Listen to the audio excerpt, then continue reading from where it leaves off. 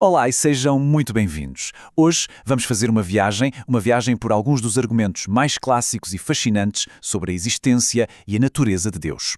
A nossa base para esta conversa vai ser um texto da Escola de Crescimento Ministerial Avançada. Deus existe? E se existe, como é que seria sequer uma prova? Olha, estas são talvez as perguntas mais antigas e profundas que a humanidade se faz. É a partir daqui, deste ponto de interrogação, que vamos começar a nossa exploração. E é interessante que, segundo o texto que estamos a analisar, a busca não começa lá fora, mas aqui dentro. Começa com aquela sensação, aquele anseio universal por algo mais, por eternidade, uma espécie de sede de transcendência que parece que já vem instalada no coração humano. Então, vamos a isso. O primeiro passo desta busca, segundo a argumentação do texto, é olhar para cima, para fora. Vamos procurar as primeiras pistas no próprio universo. E a primeira grande ideia que encontramos é o chamado argumento cosmológico. Pensem nisto como o argumento da primeira causa. A lógica é muito direta. Tudo o que acontece tem uma razão, uma causa.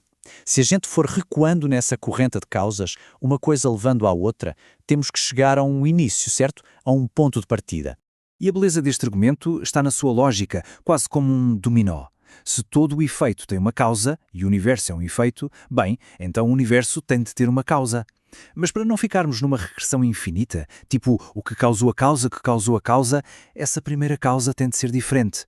Tem de ser algo que não foi causado por nada, uma causa não causada. E olhem só que interessante esta citação de Robert Jastrow da NASA, que o texto destaca. Ele diz basicamente que a ciência chega a um ponto, ao momento da criação, e para. É um beco sem saída para os cientistas, mas não para os teólogos. É incrível, não é? Mostra exatamente onde a ciência e a filosofia se tocam. A ciência explica o como as coisas aconteceram depois do início, mas a teologia atreve-se a perguntar por que é que houve um início. Ok, então já falámos da origem do universo. Agora vamos mudar o foco. O próximo argumento não olha para o início, mas para a organização. É o chamado argumento teleológico, ou o argumento do design. A ideia aqui é olhar para a ordem e o propósito que parecem existir em todo o lado. A lógica aqui é muito intuitiva. Imaginem que estão a passear na praia e encontram um relógio a funcionar. Ninguém ia pensar, o vento e as ondas devem ter juntado estas peças por acaso. Não. A gente ia assumir que alguém, um designer, o fez. Este argumento aplica a mesma lógica ao universo. Quando olhamos para a complexidade absurda de uma célula viva ou de uma galáxia, a conclusão que se tira é que isso tudo aponta para um designer supremo. E para tornar isto ainda mais claro, a fonte usa uma analogia linda, a do floco de neve. Pensem nisso. Cada floco de neve é uma obra de arte única, um design complexo que nunca se repete.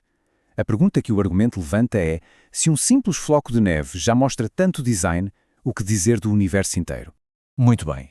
Já olhamos para o cosmos, para a imensidão do universo. Agora, a análise muda de direção. Vamos olhar para dentro. O que é que a nossa própria existência, a natureza humana, nos diz sobre a possibilidade de um poder superior? Este é o argumento antropológico e ele é todo sobre o nosso mundo interior. Sabe, aquela vozinha lá dentro, a consciência, aquele sentido quase universal de certo e errado? De onde é que isso vem? A ideia aqui é que essa bússola moral interna, essa nossa busca por justiça e significado, não surge do nada. Ela aponta para algo ou alguém que estabeleceu essa lei moral, um legislador. E o texto ainda acrescenta mais duas peças a este puzzle. Primeiro, o argumento histórico, que sugere que o sobe e desce das nações, o arco da história, não é só caos, mas que há uma mão a guiar os acontecimentos. E depois o da crença universal, que é fascinante. A ideia é que, se em quase todas as culturas, em todos os tempos, as pessoas acreditaram num poder superior, talvez essa crença universal não seja uma coincidência, mas uma resposta a algo real. Ok, até agora os argumentos focaram-se em defender a existência de um Criador. Mas a partir daqui, o texto dá um passo em frente. A pergunta muda de se existe para quem é Ele. Vamos mergulhar na natureza de Deus segundo esta perspectiva teológica. E uma forma muito interessante que a fonte usa para explorar a identidade de Deus é através dos seus nomes na Bíblia. E não pensem em nomes como João ou Maria. Cada nome aqui é como uma janela para uma faceta diferente do seu caráter. Elohim revela o poder criador, Jeová mostra o lado relacional, de alianças, Jeová-Jiré, o Deus que provê, e por aí vai. Cada nome conta uma parte da história. E o que é realmente fundamental aqui, o ponto-chave, é o equilíbrio.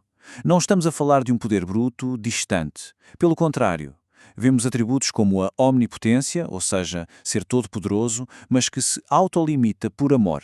Vemos a justiça absoluta, mas que anda de mãos dadas com um amor incondicional. É essa complexidade, esse equilíbrio entre poder, santidade, justiça e amor que define o caráter de Deus neste enquadramento. E agora, prepare-se, porque chegamos talvez ao conceito teológico mais profundo e desafiador de todos os apresentados na fonte, a doutrina da Trindade. É aqui que tudo o que vimos até agora sobre a identidade de Deus se une de uma forma única. A pergunta é esta: como é que um só Deus pode ser, ao mesmo tempo, três pessoas distintas? Parece um quebra-cabeças, não é? E é um dos grandes mistérios da fé cristã. Mas é crucial entender, como o texto explica, que não se está a falar de três deuses, de forma alguma. Trata-se de uma complexidade, de uma relação dentro da unidade de um único ser divino. Então, vamos tentar simplificar a explicação do texto em 3 passos. Primeiro passo, a unidade de Deus não é simples, como um mais nada. É uma unidade composta, feita de uma única substância, uma única essência divina. Passo 2, dentro desta essência coexistem 3 pessoas distintas, o Pai, o Filho e o Espírito Santo.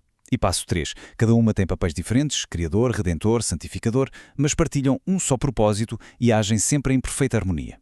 São distintos, mas inseparáveis. E para fechar esta ideia, o material que estamos a analisar cita o Credo de Atanásio, que é basicamente a declaração mais clara e forte sobre este assunto. Ele diz: adoramos um Deus em Trindade e Trindade em unidade, sem confundir as pessoas, nem dividir a substância. Ou seja, estabelece as fronteiras do mistério. São coeternas, coiguais, distintas, mas formam um único Deus. E assim chegamos ao fim da nossa jornada. Começamos no cosmos, com a primeira causa, descemos até ao coração humano e à consciência moral, exploramos a identidade e os atributos de Deus e culminamos neste conceito incrível da Trindade.